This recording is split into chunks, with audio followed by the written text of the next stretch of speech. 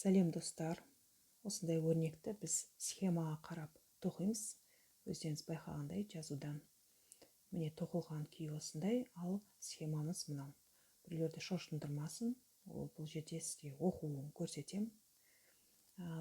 Өрнек 14 ілмектен тұрады, яғни рапорт деп айтылады. Мінекей астына жазып қойдым. Жанындағы сандар бұл 10 бетін ғана көрсетіп тұр.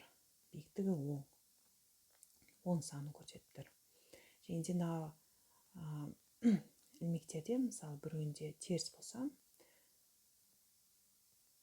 ал домалақтар бұл ілмектердің қосымша ілмектер қосылғанын көрсетеді. Жанындағы бұл 10 жақтан қысқартуды көрсетеді. Тоқу барысында бірге көреміз. Екі қатар тоқып қойдым, мына жерде көрініп тұрғандай екі қатар тұр. Енді ілмекті сіз жаңадан іліп алдыңыз деп елестетейік. Схемамызды жиі қарап тұрамыз. Кейін скриншотпен түсіріп алсаңыз болады, соған қарап тоқисыз. Солай жеңілірек болады. Енді біріншісін біз жай шешіп алдық. Енді үшеуін теріс тоқимыз. Барлығы 4 ілмек ол теріс болу керек. Енді бұл бірінші қатар. Бірінші қатарда жерде домалақ суреттелгенде бұл қосымша ілмекті көрсетеді. Оны жай іліп аламыз. Енді 4 ілмек ол 10 қылып алу керек. Біріншісі кетті. 2, 3, 4. Төртіншіден кейін қысқарту. Схемамызға қараймыз. Және 10 жақтан қысқарту деген білдіретіні.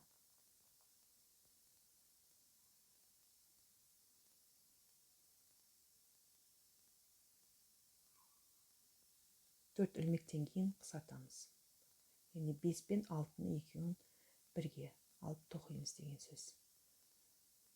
Ал қалғандары қалай бар, солай тоқып шығамыз. Яғни 10 қыламыз. 1-2 қатар тоқылғаннан кейін өрнектің өзі көрінеді, қалай келіп жатқанын, және де қай жерден қосу керек, қай жерден алу керек. Қалғаны теріс тоқылады.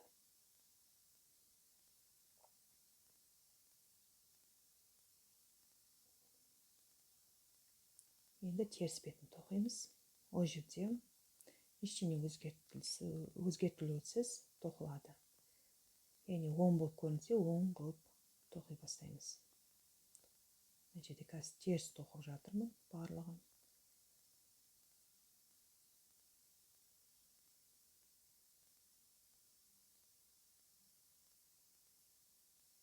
Енді мына теріс бетінде қосқан ілмегіміз.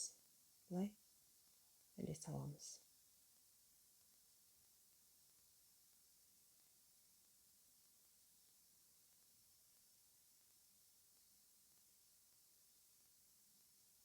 Екінші қатарымыз. Екінші қатарда бірінші ілмекте ол кәдімгі 10 қылып тоқимыз. Бірінші ілмектен кейін қосылады. 3, 4, 4 ілмек сол күйінде қалады.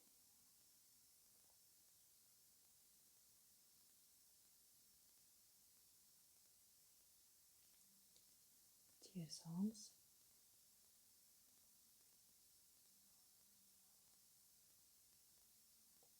Бір ілмекті, жаңа айтқандай көрінеді. Енді қосамыз. Іліп алдық, яғни жібімізді. 2, 3, 4. Жеп көрініп тұр, екеу қосылып тоқылғаны. Бұл жерде де 5, 6-ны тағы да қайталаймыз. Қалғандарын қалай бар, солай өзгертілусіз тоқыла береді.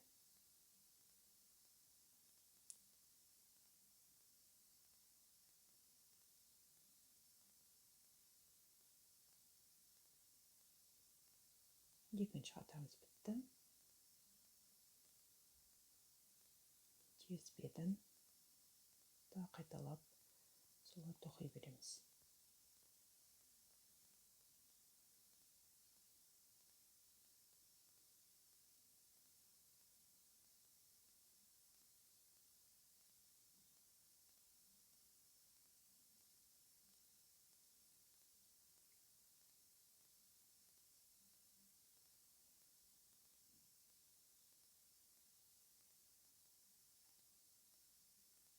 мына қосылған ілмегіміз.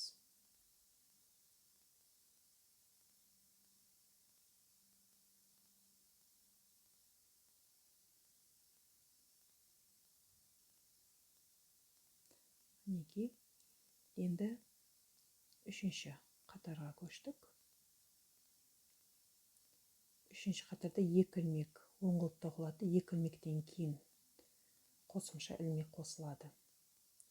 Мысалы, 4-те 3 қалдырасыз, 5-те 4-ші ілмектен кейін қосасыз, осылай. Теріс алдық.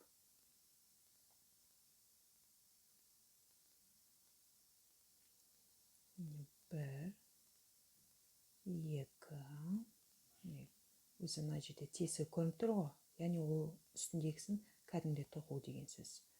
Ілмек, қосымша ілмекті қостық. 2, 3, 4. 4-тен кейін өрнегіміз көрініп тұрғандай қосып тоқимыз осы жерді. Қалғандарын қалай бар, солай тоқи береміз.